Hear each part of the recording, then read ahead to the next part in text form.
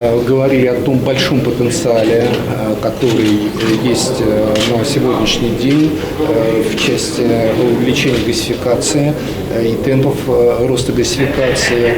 К сожалению, пока уровень газификации республики Коми ниже, чем в среднем по России, чуть меньше 45%, при том, что в среднем по стране это 65,4%. Причина, конечно же, заключается в том, что, к сожалению, при прежнем руководстве темпы строительства межпоселковых сетей, подготовки потребителей к приему газа, строительства коктейльных, они были недостаточны.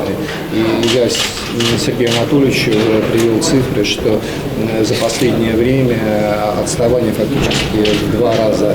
Это, конечно, недопустимо, и понимание того, что «Газпром» готов выделять объемы финансирования на газификацию в таком объеме, сколько сможет подготовить потребителей, построить котельных Республика Коми. Есть одна проблема – это задолженность перед «Газпромом» по поставкам газа. И я, Алексей Дмитриевич, заверил, что если мы до конца года не рассчитаемся с соответствующим, так сказать, рассроченным объемом задолженности, то все, о чем мы говорили с Алексеем Борисовичем, он имеет право просто отменить для республики. И это действительно партнерские отношения. Но самое главное, та договоренность, которая у нас достигнута, это подписание соглашения о реализации на территории Республики Коми проекта «Ухта-Торжок-2». При этом, кроме соглашения, которое будет предусматривать обязательства сторон, будет еще отдельное соглашение, которое будет предусматривать компенсацию для Республики Коми ущерба для дорожной сети республики. Я хотел бы, знаете, все-таки еще раз отметить ту важность сегодняшнего совещания, этих решений, которые сегодня приняты.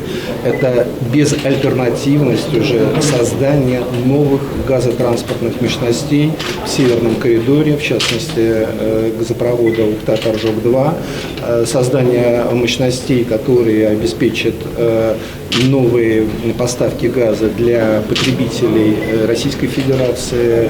Речь идет о потребителях на северо-западе. Ну и, конечно же, в очень значительной степени это объемы, которые будут предусмотрены для экспортного коридора поставки газа в Европу через Балтийское море для газопровода «Северный поток-2».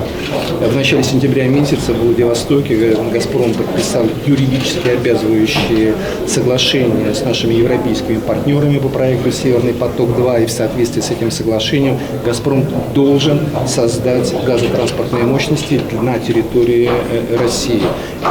Мы приступили к строительству, мы приступили к созданию этих газотранспортных мощностей, поэтому уже безальтернативно соответствующие дополнительные мощности для поставки экспортных объемов 55 миллиардов кубов в год на территорию Ленинградской области будут к концу 2019 года обеспечены. Это, еще раз подчеркиваю, безальтернативные решения и старт